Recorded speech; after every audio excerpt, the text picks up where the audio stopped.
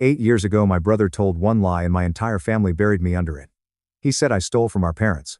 He said I emptied their emergency fund. He said I had been desperate, jealous and angry for years. He said I ran because I knew I was guilty. Nobody asked for proof. Nobody asked to see my bank account. Nobody asked why Ryan suddenly had his credit cards paid off, a new truck in the driveway, and a smile that looked just a little too calm for a man whose own brother had supposedly destroyed the family. My father pointed at the front door and said, "You are no son of mine." My mother cried like I had died, except I was standing right in front of her.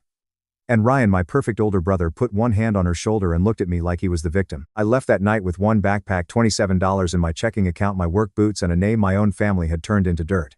For 8 years they called me a thief. Then the truth came out. And suddenly the same family who buried me wanted me to come home and help clean up the grave. My name is Ethan Carter. I was 24 when it happened. Back then I lived in a small town outside Raleigh, North Carolina. Not fancy. Not terrible. Just the kind of place where everybody knew what church your mother went to, what truck your father drove, and what rumor had been passed around before breakfast. My family owned a small equipment repair shop called Carter & Sons. My father, Robert Carter, started it before I was born. My mother, Linda, handled the books. Ryan worked there as the future face of the business, according to Dad. I worked there too, but somehow when Ryan missed a morning shift he was networking. When I missed lunch because I was fixing a hydraulic pump in 90-degree heat, I was doing what needed to be done. That was my role. Ryan was the golden son. I was the useful one. Ryan was 3 years older than me, handsome in that clean, confident way people trust too quickly. He could walk into a room, shake two hands, tell one story, and suddenly everyone thought he was leadership material. He wore polished boots, he never got dirty. I wore steel-toe boots that looked like they had survived a war because most days they had. My parents loved both of us. I believe that. But they loved Ryan out loud. They admired him, protected him, excused him. With me, love came with assignments. Pick up the parts order. Cover Ryan's Saturday shift. Help your mother move the office files. Drive your father to the supplier. Stay late. Open early. Do not complain. Be mature. Ryan had potential. I had responsibility. I noticed the difference, but I did not call it unfair back then. I called it family. That was my first mistake. The missing money came from my parents' emergency fund. $48,000. It was money they kept in a separate business-linked account for medical bills, taxes, equipment breakdowns, and the kind of disasters that make small businesses close their doors overnight. I knew the account existed. So did Ryan. So did my parents. I did not have direct access to it, but I had helped Mom organize office paperwork before, so I knew where certain documents were kept. Ryan knew that too. The night everything ended was a Thursday. I had just finished a 12-hour day at the shop. My shirt smelled like oil, my hands were scraped, and I wanted nothing more than a shower and sleep. When I pulled into my parents' driveway, Ryan's truck was already there. A new truck. Not brand new, but new enough. Black, lifted, shiny, with tires he definitely could not afford. I remember staring at it for a second and thinking, well, that explains why he has been acting weird. Then I walked inside. My parents were at the dining table. Ryan stood behind Mom's chair, one hand on her shoulder. That should have warned me. Mom had been crying. Dad's face was red, the kind of red that meant he had already decided the ending before hearing the beginning. "Sit down," Dad said. I looked at Ryan. He did not look at me. "What happened?" I asked. "Sit down," Dad repeated. I sat. Mom pushed a stack of printed bank statements across the table. Her hand was shaking. $48,000 is gone, she said. I blinked. What? Do not act surprised, Dad snapped. I looked between them. I have no idea what you are talking about. Ryan finally spoke. Ethan, do not make this worse. That was when the room shifted. I turned toward him slowly. What did you just say? He sighed like this was painful for him, like he was the one being hurt. I did not want to believe it either, he said. But Mom found the transfers. The timing. The login from the office computer. You were the only one there late that night. I stared at him. What transfers? Dad slammed his palm on the table. Stop lying. I flinched, not because I was scared, but because my father had never looked at me like that before. Not disappointed. Disgusted. Mom wiped her face. Ethan, if you needed money, why did not you come to us? I did not take anything. Ryan lowered his voice. Then why did you ask me about the account passwords last week? I laughed once because it was so ridiculous my brain did not know what else to do. I asked where Mom kept the vendor login folder because she told me to print invoices. Ryan nodded sadly. There it is. There what is? You always twist things. That sentence landed like a trap snapping shut. Dad stood. Your brother came to us because he was worried. He said you had been asking questions. He said you were angry about the business. Angry that Ryan was being prepared to take over. I looked at Ryan. He still would not meet my eyes. You told them that. Ryan's face tightened. I told them the truth. No, I said. You told them a story. Mom started crying harder. Please do not do this. Please do not make us listen to more lies. That hurt more than Dad yelling. I reached for the bank statements. Let me see the transfer details. Dad grabbed them back. No, you do not get to touch anything else. Dad, I can prove where I was. I can show my accounts. I can. You can get out. The room went silent. Even Ryan looked up then. What I said? Dad pointed toward the front door. Get out of my house before I call the police. I looked at Mom. She looked away. That was the moment that did the real damage. Not the accusation. Not Ryan's lie. My mother looking away. Mom, I said quietly. She shook her head. I do not know who you are anymore. There are sentences that do not just break your heart. They rewrite your history. I stood slowly. Ryan stepped forward pretending to be calm. Ethan, just go. You have hurt them enough. I looked at him for a long second, and for the first time that night I saw it. Not guilt. Not fear. Relief. He was relieved. He had been waiting for this to work. You stole it, I said. Dad moved around the table fast. Enough. Ryan's expression flickered. Just for a second. That was all I needed. But it was not enough for anyone else. I left that night with a backpack, 2 pairs of jeans, 3 shirts, my work boots, and the charger for my phone. I had $27 in my checking account because most of my paycheck had gone to helping with bills, gas, and groceries at home. Funny how that works. When you are useful, they call it contribution. When they turn on you, they call it proof you had nothing. I slept in my truck behind a Walmart that night. Not because it was comfortable. Because it was well lit and nobody bothered me.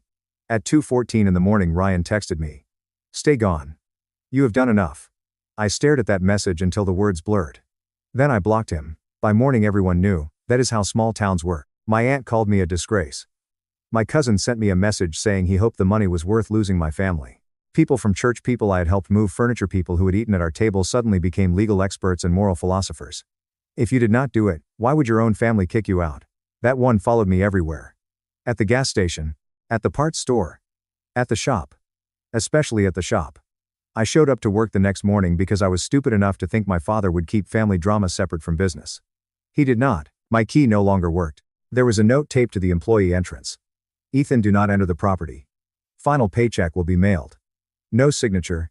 No conversation. Just paper on a door. I stood there in the parking lot while 2 mechanics I had trained pretended not to see me. Then Marcus walked out. Marcus Hayes was one of the senior mechanics. He was 51, divorced twice, smoked too much, and had the kind of tired eyes that made him look like he had seen every bad decision a man could make. He looked at the note. Then he looked at me. You do it, he asked. No. He nodded once. Did not think so. That was the first person who believed me. Not my mother. Not my father. Not my brother. Marcus. A man who owed me nothing. He took me to a diner 2 miles away and bought me eggs, toast, and coffee. I remember I could barely eat. My hands kept shaking. You got somewhere to stay, he asked. My truck. Not anymore. Couch at my place is ugly as sin, but it is better than a parking lot. I cannot ask you to do that. You did not. I offered. Do not make it weird. I almost cried then. Not when my father threw me out. Not when Mom looked away. Not when I found out the whole town thought I was a thief. I almost cried because someone offered me a couch without asking me to prove I deserved it. I stayed with Marcus for 3 weeks. During that time I tried to fight the accusation. I went to the bank and asked about the transfers. They would not tell me much, because I was not on the account. I asked my mother to meet me. No response. I sent my father screenshots of my own bank account. Blocked. I emailed Ryan one message from a new address. I know you did this. I do not know why yet, but I will. He replied 6 minutes later. You sound unstable. Leave us alone. That became part of the story too. Ethan is unstable. Ethan is angry. Ethan is harassing Ryan. Ethan is making things worse. It is amazing how fast a lie grows once people start watering it. Marcus helped me get a job with a logistics repair company in Charlotte. A friend of his managed a fleet maintenance operation and needed someone who knew diesel engines and inventory systems. Go, Marcus told me. You stay here, they will bury you alive. So I left. No goodbye. No apology. No family. Just my truck, a duffel bag, in a city where nobody knew my name. Charlotte did not save me all at once. People love to say they hit rock bottom and then everything turned around. That is not how it happened for me. At first Charlotte was lonely. Brutally lonely. I worked days at the fleet maintenance shop, took delivery shifts at night, and slept in a rented room behind a retired schoolteacher's house. The room smelled faintly like cedar and old books. The window stuck in the summer. The heater rattled in the winter. But it was mine. Nobody could kick me out of it because Ryan cried at a dining table. I worked until my body hurt. Then I worked more. I took online business classes through a community college. I learned logistics, invoicing, operations, management, contracts, payroll, insurance, vendor negotiation, all the boring things people skip over in success stories because they are not shiny. But boring saved me. Boring gave me structure. Boring gave me a life where facts mattered more than family opinions. The first year I checked my family's social media too often. I saw Thanksgiving photos without me. Christmas photos without me. A family cookout where Ryan stood beside my father, both of them smiling in front of the shop. Caption: "So proud of the son who stayed." I stared at that post for a long time. The son who stayed. That was how they framed it. Ryan stayed. Ethan ran. Ryan helped rebuild after Ethan's betrayal. Ethan was the selfish thief who disappeared. They did not just believe Ryan's lie. They decorated it and put it on the wall. That was the day I stopped looking. I changed my number. Deleted old accounts. Built a smaller world. A better one. Marcus called every Sunday for the first 2 years. Sometimes we talked for 5 minutes. Sometimes 40. Usually about work, weather, and whether the Panthers were finding new ways to disappoint people. He never pushed. He never asked why I sounded tired. He just kept calling. That is how you know who your people are. They do not always know how to fix you. They just refuse to leave you alone in the dark. By year 3 I was promoted to operations supervisor. By year 4 I was managing contracts. By year 5 I had saved enough to start taking side clients for small fleet maintenance consulting. By year 6 I left and started my own company. At first I called it Carter Industrial Logistics. I changed the name after 3 months. I did not want my father's name on something I built alone, so I called it Stonebridge Logistics. Because I liked the idea of building a bridge out of things that used to break you. The company was not glamorous. We handled fleet maintenance, scheduling equipment, tracking parts, sourcing, and operational support for small contractors who could not afford full logistics departments. In other words, we solved expensive headaches before they became disasters. Turns out I was good at that. Probably because I had spent my whole life being one. By year 8, Stonebridge had 26 employees, 2 warehouses, and contracts across 3 states. I had a house in Charlotte. Not a mansion. Just a clean brick house with a good kitchen, a fenced backyard, and a garage where I could still work with my hands when the office made me feel too polished. I had friends. Real ones. Marcus was still in my life. And then there was Grace. Grace Bennett was a commercial insurance broker I met during a contract negotiation. She was sharp, calm, and had the kind of smile that made you want to tell the truth just to deserve it. We started with coffee. Then dinner. Then weekends. Then one drawer at my house became hers. Grace knew the short version of my family story. She never pushed for more. She had a talent for letting silence breathe. One night after we had been together almost a year, she asked, "Do you miss them?" We were sitting on my back porch. It was late summer. The air smelled like cut grass and rain. I thought about lying. Then I did not. "I miss who I thought they were." She nodded. "That is different." "Yeah," I said. "It is." Ryan's perfect life started falling apart in September of that 8th year. I did not know it at first. I was in a meeting with a regional contractor when my assistant knocked on the glass door and mouthed, "Important call." I stepped out. "There is a woman named Megan Carter on line 2, she said. "She says it is personal." Megan Carter. Ryan's wife. I had never met her. I knew she existed because Marcus still heard town gossip from old contacts. Ryan had married Megan about 5 years after I left. Big wedding. My parents cried. Dad gave a speech about loyalty and family. I let the call sit for 3 rings before picking up. "This is Ethan." There was silence. Then a woman's voice. "You do not know me. My name is Megan. I am Ryan's wife. I know who you are." She breathed out shakily. "I think you were telling the truth 8 years ago." The office around me seemed to go quiet. I walked into an empty conference room and closed the door. "What did you find?" She started crying, but she kept talking. That told me something. People who are performing tears usually want you to watch. People who are breaking try to get the words out before they fall apart. Megan told me Ryan had been hiding debt for years. Credit cards. Business loans. Personal lines of credit. He had borrowed from friends, vendors, even her parents. She had found an old external hard drive in a box while gathering documents for a divorce attorney. On it were scans of bank statements, email confirmations, and messages from a burner account. The missing $48,000 had been transferred in pieces through a vendor payment system, then moved into an account tied to a shell limited liability company Ryan had created. But that was not the worst part. The worst part was the messages. Megan read one aloud. "If Ethan takes the fall, Dad will never question me again." I sat down. Not because I was shocked. Because some truths are heavy even when you already know them. There was another message. "Mom will believe anything if I act hurt enough." Megan apologized. She said she was taking everything to her lawyer. She said Ryan was trying to convince her not to expose it because it would destroy the family. There was that word again. Family. Always used as a blanket to cover the person bleeding. "What do you want from me?" I asked. "Nothing," Megan said. "I just thought you deserved to know before they call you." They. Your parents. Ryan. Everyone. This is going to come out. I looked through the glass wall at my employees working at their desks. 8 years. 8 years of being the thief. 8 years of silence. 8 years of rebuilding a name that never should have been taken from me. Send me copies, I said. I will. And Megan. Yes, thank you. She cried harder then. I am sorry nobody listened. I almost said it was okay. But it was not okay. So I said me too. The first call came 3 days later. Unknown number. I ignored it. Then another. Then another. Then an email from my mother. Subject: please Ethan. I opened it at my desk after everyone had gone home. Ethan, I do not even know how to write this. We know the truth now. Megan brought us the documents. Your father and I are devastated. There are no words for what happened. Please call me. Please let me hear your voice. I need my son back. Love, Mom. I read it twice. My son. Interesting. I had been her son when she needed forgiveness. I apparently had not been her son when I needed belief. My father emailed next. Ethan, we need to talk. There were mistakes made on all sides. I know you are angry. You have every right to be. But this family has been through enough. Call me when you can. Mistakes made on all sides.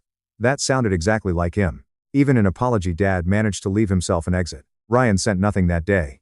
Then at 11:42 post-meridium my phone buzzed. A message request on an old business account I barely used. Ash. He was the only person who ever called me that. I know you hate me, you should. I was scared. I was in debt. I thought I could fix it before anyone noticed. Then Mom found the missing money and I panicked. I told one lie and it got out of control. I have regretted it every day. Please do not let this destroy the family. Please. I stared at that last line. Please do not let this destroy the family. Ryan had stolen the money. Ryan had blamed me. Ryan had watched me get thrown out. Ryan had let me lose my home, job, name and parents. But now that the truth had reached his front door, I was apparently the one holding the grenade.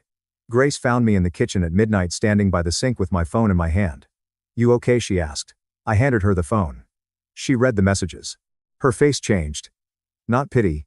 Anger. Real anger. Wow, she said quietly. They really went straight to needing something from you. That sentence stayed with me. Because she was right. Nobody asked what those 8 years cost me. Nobody asked where I slept that first night. Nobody asked how many jobs I worked. Nobody asked how it felt to be called a thief by people who used to call me family. They wanted to talk about healing because the truth was finally painful for them. I had been living inside that pain for 8 years. For 2 weeks, I ignored them. Then my younger sister Emily called. Emily had been 16 when I was disowned. Too young to have power, old enough to remember. I had not heard her voice in 8 years. I almost did not answer. But I did. Ethan, she said. Yeah. She started crying immediately. I am sorry. I closed my eyes. I know you were young. No, she said. That is not enough. I was young, but I knew something was wrong. I heard Ryan change his story. I heard Mom say not to bring it up. I should have done something. You were 16. I still should have done something. That was the first apology that did not ask me for anything. So I let her cry. Then she said they wanted dinner. I laughed once. Of course they did. Families like mine love dinner tables. They could dress anything up with mashed potatoes and guilt. They want everyone there, Emily said. They want to apologize properly. Is Ryan going? Yes. Mom and Dad? Yes. Relatives? Some. So not an apology. A performance. She was quiet. Then she said probably. I respected her honesty. I should have said no. A healthy person might have said no, but there are some rooms you need to enter one last time just to prove you can walk out on your own terms. So I agreed. Grace did not love the idea. They do not deserve your presence, she said. I know. Then why go? Because I want to ask them one question. What question? I looked at the printed copies Megan had sent me. Bank records. Transfer confirmations. Ryan's massage. Who asked for my side? The dinner was at my parents' new house. Smaller than the old one. They had sold the family home 2 years earlier, according to Emily. Dad called it downsizing. Emily called it Ryan needed money again, and nobody wanted to say it out loud. Grace offered to come with me. I told her no. Not because I did not want her there. Because that room had swallowed the old version of me and I needed to walk back into it alone. I drove from Charlotte on a Saturday afternoon. 4 hours. Plenty of time to think. Too much time, honestly. I passed the exit for the old shop and kept driving. Carter and Sons had closed 3 years earlier. Ryan's modern management approach, according to one article Marcus sent me, had resulted in supplier disputes, tax problems, and a reputation for overpromising and underdelivering. In simple English, he drove it into the ground. When I pulled up to my parents' house, there were cars everywhere. Of course there were. This was not a private apology. This was a family production. I sat in the driveway for a moment and looked at the front door. 8 years earlier my father had pointed toward a different door and erased me. This time I was not coming in as a son begging to be believed. I was coming in as a man with proof. Emily opened the door before I knocked. She looked 24 now. Same eyes. Older sadness. She hugged me hard. I let her. I am so sorry, she whispered. I know. Inside the house smelled like roast chicken, garlic, and my mother's nervous candles. Everyone went quiet when I walked in. Mom stood near the kitchen doorway. She looked older than I expected. Smaller somehow, her hand flew to her mouth. Oh, Ethan. Dad stood beside the dining table. His hair had gone mostly gray. He looked at me like a man trying to decide whether pride or shame hurt worse. Ryan was sitting at the table. I barely recognized him. He had gained weight. His face looked tired and swollen. His confidence was gone, or maybe it had always been borrowed and the bill had finally come due. Aunt Carol was there. Uncle James. 2 cousins who had called me a thief online and apparently now wanted front row seats to forgiveness. Megan was not there. Smart woman. Mom came toward me like she wanted to hug me. I stepped back. She stopped. That small movement broke something in her face. Good. Dinner was awkward in the way only guilty people can make it. Everyone spoke too softly. Nobody knew what to do with their hands. My mother served food like feeding me could rewind the last 8 years. Roast chicken.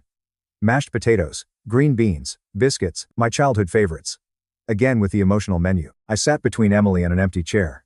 Ryan sat across from me. He did not look up. After 10 minutes of people pretending to eat, Dad cleared his throat. Ethan, he said, we asked you here because this family needs to begin healing. I set down my fork. There it is. Dad frowned. What? Healing? Took 10 minutes. I thought it would be 5. Emily looked down at her plate. Maybe hiding a smile. Mom started crying. Please do not make this harder. I looked at her. Harder for who? She flinched. Dad leaned forward. Your mother is trying. No, I said. She is crying. There is a difference. The table went dead silent. Ryan finally looked at me. Ash, please. Do not call me that. He swallowed. Ethan. I know what I did was unforgivable. You are right. He closed his eyes. I was in debt. I was scared. I made one terrible mistake. I laughed quietly. One. He nodded fast, desperate. One lie. One panicked decision. And then it got out of control. I reached into the folder I had brought and placed a printed message on the table. The room watched it slide across the wood. I read it aloud. If Ethan takes the fall, Dad will never question me again. Ryan went pale. That was panic, he said. I placed down another page. Mom will believe anything if I act hurt enough. My mother made a sound like she had been slapped. I looked at Ryan. That was not panic. That was strategy.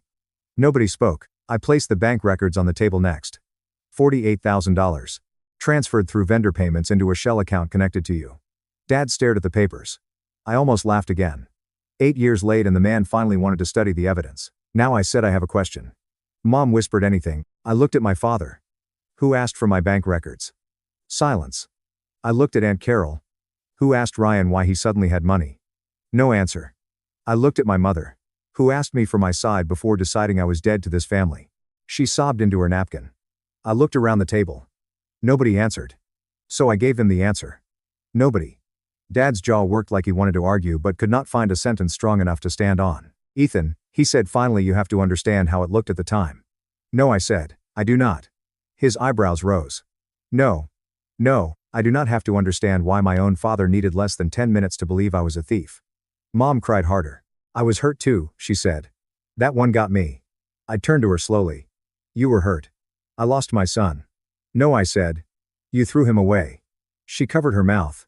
I kept my voice even. That is the part all of you keep trying to soften. Ryan told a lie. Fine.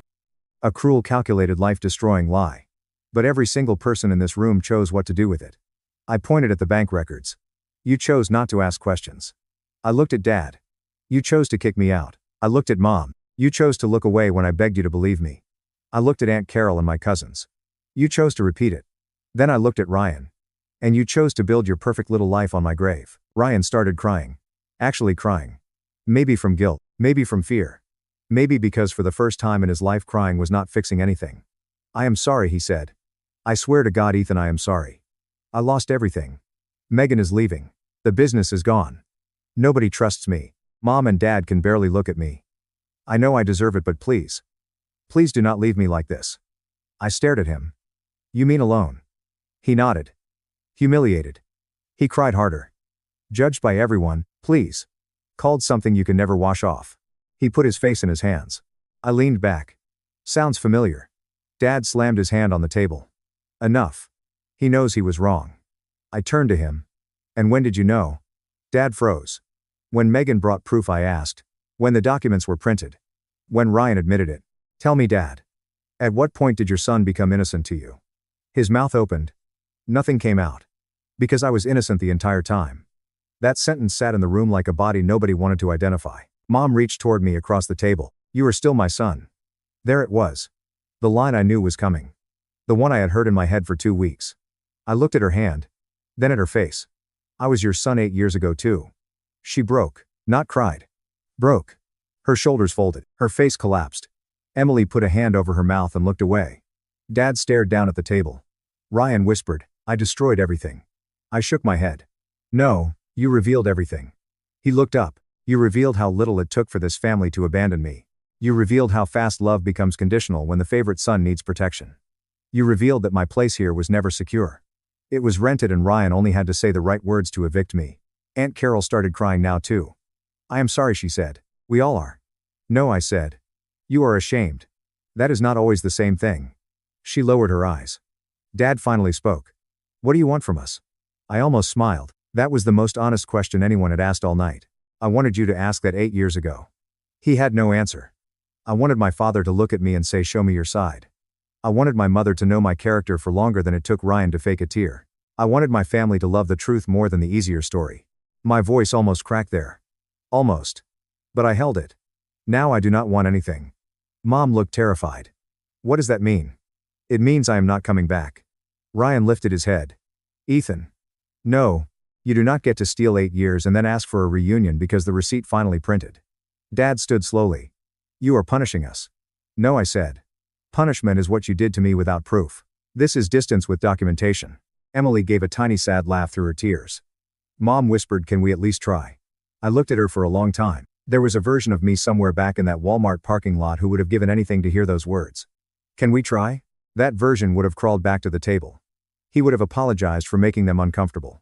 He would have accepted half love because half was better than nothing. But that version of me had died somewhere between the first night in my truck and the first payroll I signed for my own company. I forgive you enough to stop carrying this, I said. But I do not trust you enough to come back. Mom cried silently. Dad sat down like his legs had given out. Ryan looked at me with empty eyes. I gathered the papers except for one copy of the bank records and Ryan's messages. I left those on the table. For your family history, I said. Then I stood. Emily stood too. She walked me to the door. Outside the air was cool. The sky was clear.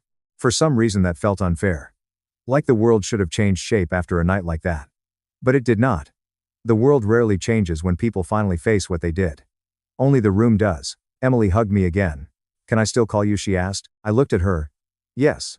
She cried harder. I should have found you sooner. Maybe, I said. But you found me now without asking me to save anyone. That matters. She nodded. Behind her through the front window I could see the dining room. Mom crying. Dad staring at the papers. Ryan sitting with his head in his hands. Aunt Carol talking too fast like words could clean guilt. For 8 years I had imagined that scene. The truth on the table. Their faces changed. Ryan exposed. My parents sorry. I thought it would feel like victory. It did not. It felt like walking past a house that used to be yours and realizing strangers had ruined it after you left. I drove back to Charlotte that night. 4 hours on dark highways. No music for the first hour. Then classic rock. Then silence again. Grace was awake when I got home. She was sitting on the couch in sweatpants with a blanket around her shoulders. How did it go? She asked. I sat beside her. They apologized. And they wanted me back. What did you say? I said no. She nodded and took my hand. Good. That was it. No speech. No dramatic hug. Just good. Sometimes peace is not loud. In the months that followed, Ryan's perfect life finished falling apart. Megan divorced him. The evidence came out during legal proceedings. Word spread through our old town like smoke under a door. People who had called me a thief suddenly developed memory problems. Some claimed they never believed it. Some said they always had doubts. One cousin sent me a message saying, I hope we can put the past behind us. I blocked him. Aunt Carol mailed me a card with a long apology written in careful handwriting. I read it once, then put it in a drawer. My father left voicemails every few weeks. They were stiff at first, then shorter, then quieter. I am sorry, son. I should have listened. I do not know how to fix this. He was right about that last part. My mother sent birthday cards, Thanksgiving cards, Christmas cards, always with the same line somewhere inside. I miss my son. I never responded. Not because I hated her, because every card felt like she was writing to a version of me that no longer existed. Ryan tried too. Emails. Messages through relatives. One handwritten letter. He said he was in therapy. Said he was trying to understand why he did what he did. Said he had lost Megan, the business, most of his friends, and the respect of our parents. He wrote, "I know I do not deserve help, but I do not know who else to ask." That line told me he still did not understand. I was not his emergency contact. I was not his backup plan. I was not the brother he got to destroy and then use when the world finally charged him interest. I did not answer. Emily and I did rebuild something. Slowly. Carefully. She came to Charlotte twice. Met Grace. Met Marcus. Saw Stonebridge. She cried when she saw my office, which made me uncomfortable, so I handed her a company mug and told her not to get emotional near the printer because it already jammed when stressed. She laughed. That was the first time I heard her laugh in 8 years. She still saw our parents sometimes. I did not ask for details. She did not offer many. That boundary saved us. A year after the truth came out, I proposed to Grace on the back porch of our house. Nothing fancy. No restaurant. No violin, just us, warm evening air, and my dog trying to eat a beetle near the steps. Grace said yes before I finished the sentence. Marcus was my best man. Emily came to the wedding. My parents were not invited. Neither was Ryan. Some people might think that was cruel. Those people can host their own family reunion and leave me out of it. At the reception, Marcus gave a short toast. I met Ethan when he had nothing but a truck, a backpack, and the worst poker face I have ever seen. He built everything you see now because he refused to become what people called him. That takes guts. Or stubbornness. In Ethan's case, both. Everyone laughed. I did too. Then I looked around the room. Grace. Marcus. Emily. My employees. Friends who knew me as I was, not as Ryan had described me. And I realized something. I had not lost my family in one night. I had been given the terrible gift of seeing who they were when believing me became inconvenient. That does not mean it did not hurt. Of course it hurt. Some nights it still does. When your own mother looks away from you, that memory does not disappear just because you have a good job and a better life. But pain is not a command. Just because something hurts does not mean you have to go back and let it hurt you again. Ryan lied to get me disowned. 8 years later, his perfect life fell apart. But the real ending is not that Ryan lost everything. The real ending is that I stopped needing my family to admit the truth in order for me to live it. They finally wanted me back when the lie became too heavy for them to carry. But by then I had built a life too honest to let them live in it. So no, I did not go back. I chose the people who chose me when I had nothing. I chose peace over history. I chose distance over another seat at a table where love came with conditions. And if that makes me cold, fine. At least I am no longer standing outside my own family's door begging liars to call me innocent. I know who I am. I know what I built, and I know exactly what I survived. That is enough. Thank you so much for watching until the end. If you really like our videos, please don't forget to like, share, and subscribe. Have a great day.